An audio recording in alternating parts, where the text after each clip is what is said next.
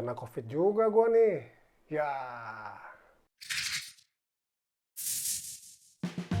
Halo sahabat aktif, jumpa lagi dengan gue di vlog Bangke. Ya, seperti yang udah gue buka, gue baru aja selesai menjalani isolasi COVID. Saat ini gue udah mengantongi hasil PCR negatif, tapi gue masih wajib untuk melakukan isolasi di rumah selama 7 hari ke depan. Dan di video kali ini gue akan cerita secara singkat gimana kejadiannya, apa aja yang gue jalanin, dan apa aja yang bisa gue pikirkan dari pengalaman gue isolasi dan treatment COVID yang mungkin bisa bermanfaat untuk sahabat aktif sekalian, menambah pengetahuan, ataupun mungkin yang saat ini sedang menjalani proses isolasi mandiri maupun di rumah sakit. Dan gue benar-benar berharap kalau video kali ini sangat bermanfaat untuk sahabat aktif untuk mendapatkan informasi yang seakurat mungkin mengenai COVID-19, karena kita tahu bagaimana banyaknya informasi yang beredar di kiri kanan, di website, di sosial media, WhatsApp, grup, apapun yang mungkin bikin bingung. Dan kali ini, karena ini adalah sesuatu yang baru gue jalanin dan gue alamin, semoga informasi yang gue bisa bagikan ini sangat akurat dan bermanfaat untuk sahabat aktif sekalian. Pertama-tama terima kasih kepada sahabat aktif yang sudah subscribe dan like video-video di konten YouTube Bangke ini. Dan buat yang belum, jangan lupa segera hit subscribe dan like juga video-video yang ada di konten YouTube channel Bangke ini ya. Jadi yang pertama cerita singkatnya. Awalnya itu gue sempat demam 3-4 hari, nggak terlalu demam sih, tapi badan linu, nggak enak, dan juga sinus gue kambuh. Dan karena sinus gue kambuh, gue agak-agak rancu mengenai hilangnya indera penciuman gue. Tapi itu karena gue punya sinus, kok seakan-akan penciuman gue agak hilang ya, bukan berkurang ya, hilang sama sekali gitu. Tapi ya gitulah, masih aja denial, kayaknya ini mungkin karena sinus saja, dan ya bukan kali ya gitu kan. Sampai akhirnya setelah gua udah feeling better, gua lakukan swab antigen, hasilnya adalah positif, gua COVID. Dan setelah gua antigen positif, gua segera lakukan swab PCR, hasilnya seharian, akhirnya gua juga dapet, hasilnya adalah gua again positif COVID-19 dengan angka CT di 14,6. Dari situ gue langsung berangkat ke rumah sakit. Gue putuskan untuk gue lakukan screening COVID-19 di rumah sakit di IGD. Gue berangkat, gue nyetir sendiri. Kondisi gue stabil waktu itu, nggak ada keluhan yang terlalu berbahaya lah gitu. Gue punya alat pengukur saturasi gue masih bagus di 95, 96, bahkan ya 97. Gue nyetir ke rumah sakit terdekat di Jakarta Selatan, gue ngantri, dan setelah gue nunggu sekitar 6 jam, akhirnya di jam 3 pagi gue bisa melakukan screening COVID-19. Screening COVID ini adalah pengambilan sampel darah lengkap, nanti akan ada beberapa parameter terkait ya kandungan apapun yang ada di darah gue, plus gue melakukan foto toraks. Dari screening itu, dokter memutuskan bahwa gue hanya mendapatkan gejala ringan, nggak ada yang mengkhawatirkan, paru-parunya masih bagus, dan akhirnya gue dipulangkan dengan mendapatkan obat-obatan antibiotik antivirus yang mungkin nanti akan gue jelasin mengenai apa yang namanya obat-obatan dan suplemen ini. Gue coba cari rumah sakit, dan akhirnya gue dapat bisa dirujuk ke rumah sakit, dan gue lanjut untuk melakukan isolasi di rumah sakit selama kurang lebih 7-8 hari. Akhirnya 8 hari ke-8 gue PCR ulang dan gue mendapatkan negatif COVID-19, dan gue bisa dirujuk pulang untuk lanjut isolasi mandiri seperti hari ini di rumah gue. Nah, jadi dari pengalaman gue tadi itu sekitar total itu ya mungkin sekitar 10 hari gue mengalami COVID. Ada banyak ternyata yang gue pikir-pikir, gue telaah, gue rasain, dan kemudian gue cek ke dokter waktu gue di rumah sakit, yang ternyata istilahnya itu ya nggak begitunya, atau ternyata begitu.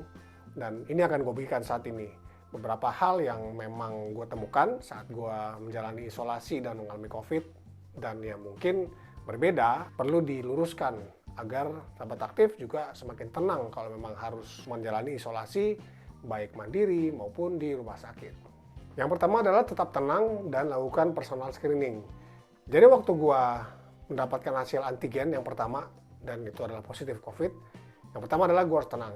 Gue tenang dulu, gue melakukan istilahnya itu self-assessment. Gue tanya ke diri gue Misalnya, apakah gue demam saat itu? Apakah gue merasa ada yang nggak normal, pusing, ada mual nggak? Ada perasaan-perasaan nggak nyaman nggak saat itu? Dan memang saat itu ya nggak ada gitu. Gue merasa normal aja, bahkan gue bisa nyetir mobil dari rumah gue ke Jakarta Selatan, nggak ada sesak dan lain sebagainya. Jadi tetap tenang dan lakukan self-assessment ini sangat penting ya pada saat sahabat aktif tuh mendapatkan istilahnya geledek di siang bolong gitu kan.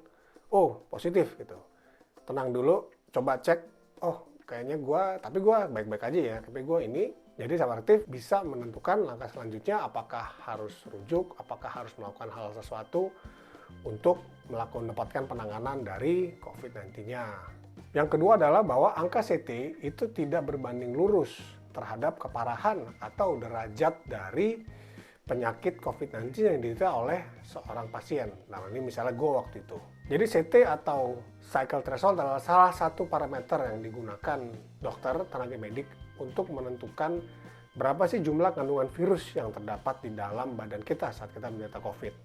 Simpelnya itu semakin kecil angkanya, jadi rentangnya itu 1 sampai 40 dengan 1 sampai 11 itu adalah nggak valid. Sahabat bisa cari referensi ini di sosial media dan cari yang terpercaya ya gitu.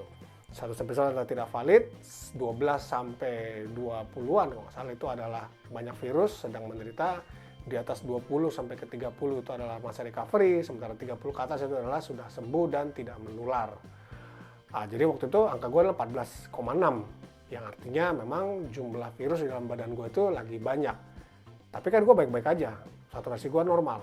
Itulah dia makanya menurut dokter, angka CT itu tidak berbanding lurus.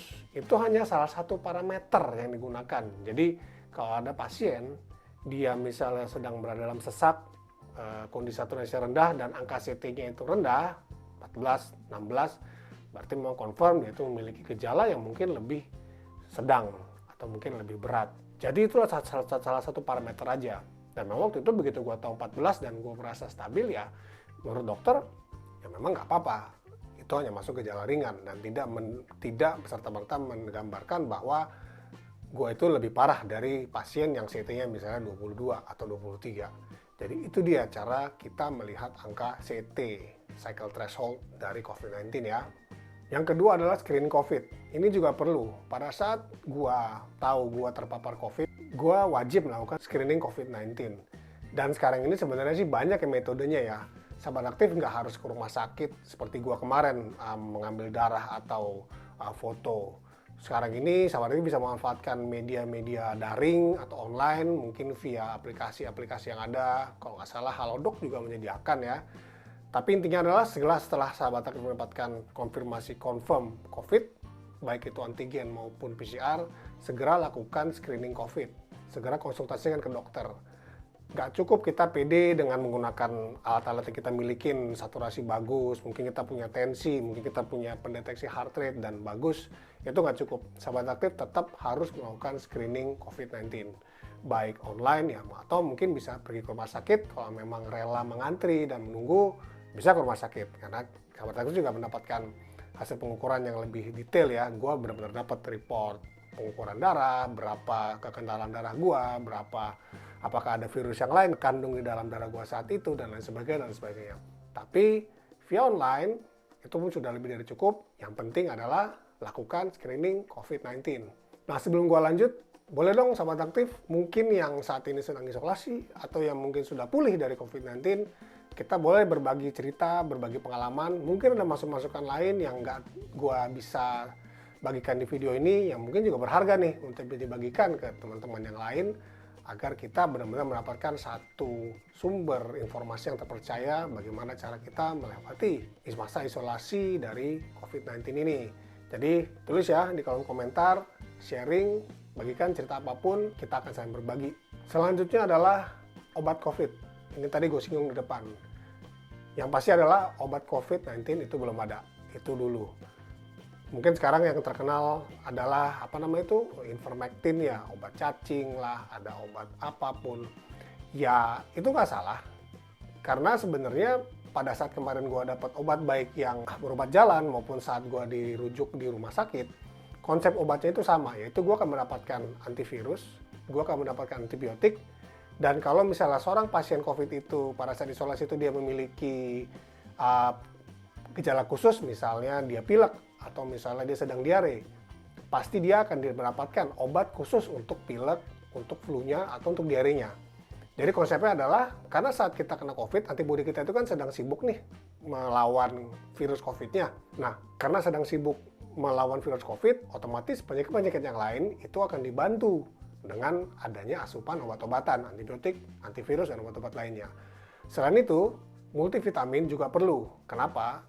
Karena multivitamin dan suplemen itu gunanya adalah agar kita selalu berada dalam kondisi cukup gizi, bukan cukup gizi ya, cukup vitamin, cukup suplemen. Kita berada dalam kondisi yang fit, kita berada cukup nutrisi agar sel kita tetap berkembang melawan virus yang ada di dalam tubuh kita.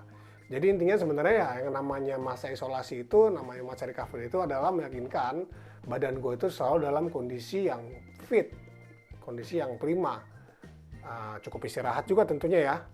Jadi itu sebenarnya konsep pengobatan dari COVID-19 yang gue pahamin selama 10 hari kemarin. Selanjutnya adalah gejala umum kalau orang kena COVID. Ini juga lucu nih. Jadi gejala umumnya itu yang gue rasain adalah ada macam-macam. Ada orang yang diare, kalau kayak gue juga agak-agak susah ke buang air besar. Sorry ya. Dan juga cegukan. Ini kejadian berapa kali gitu dan gue sempat sebel sebenarnya karena gue bisa cegukan sampai 1 jam. Ya nggak mungkin gue bisa tidur kalau gue cegukan, dan gue tanya ke dokter, ke perawat ya bahwa itu memang gejala umum tuh gitu. Respon, mereka menyebutnya itu adalah respon terhadap obat dan respon terhadap virus. Jadi sahabat tip jangan panik, jangan googling yang aneh-aneh. Gue sempat googling dan ada tulisan bahwa kalau cegukan itu berarti virusnya sedang banyak-banyaknya. Enggak seperti itu. Cegukan adalah gejala umum orang yang memang sedang mengalami pengobatan treatment dari COVID-19. Jadi tenang aja. Dan juga termasuk pencernaan. Jadi waktu itu pun gue juga mendapatkan apa yang namanya obat pencahar, obat untuk membantu pencernaan gue selama masa recovery isolasi tersebut tuh. Nah menurut sahabat tip ada lagi nggak sih gejala umum orang yang sedang kena COVID? Silahkan tulis di kolom komentar ya.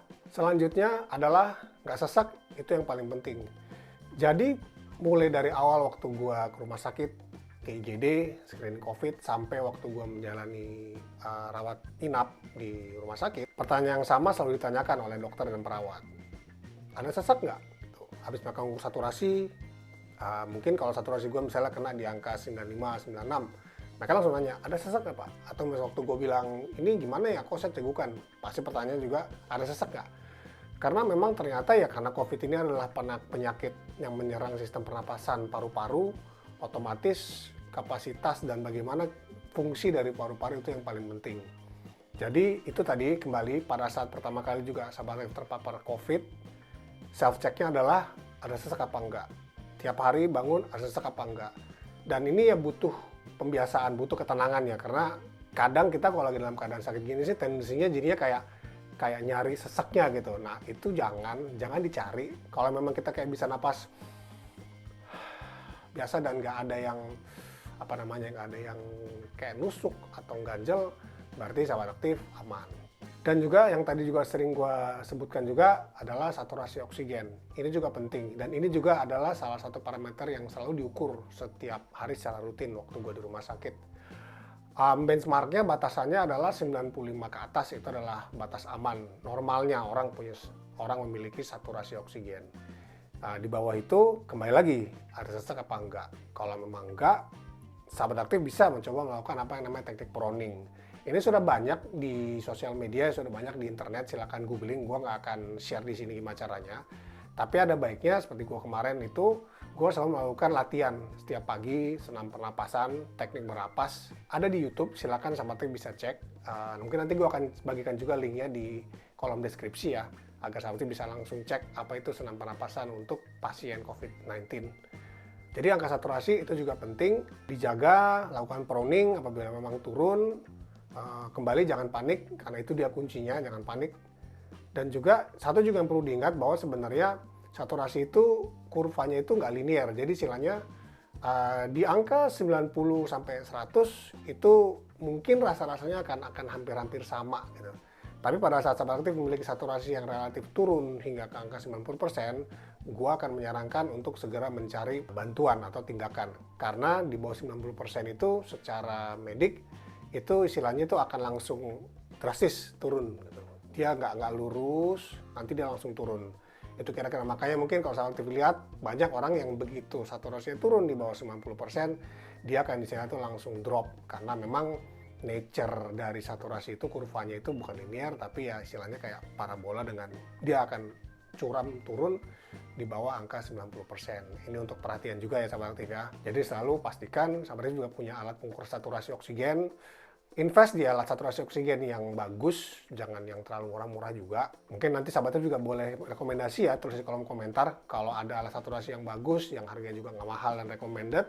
Silahkan tulis di kolom komentar, mungkin gue juga akan beli nanti untuk gue pakai pribadi sehari-hari juga. Ya, jadi itu dia beberapa hal yang gue temukan, beberapa hal yang gue analisa, dan ya gue diskusikan juga dengan dokter saat mereka kunjungan pas kemarin gue di rumah sakit. Saat ini gue sedang masa isolasi hampir 1 minggu ke depan.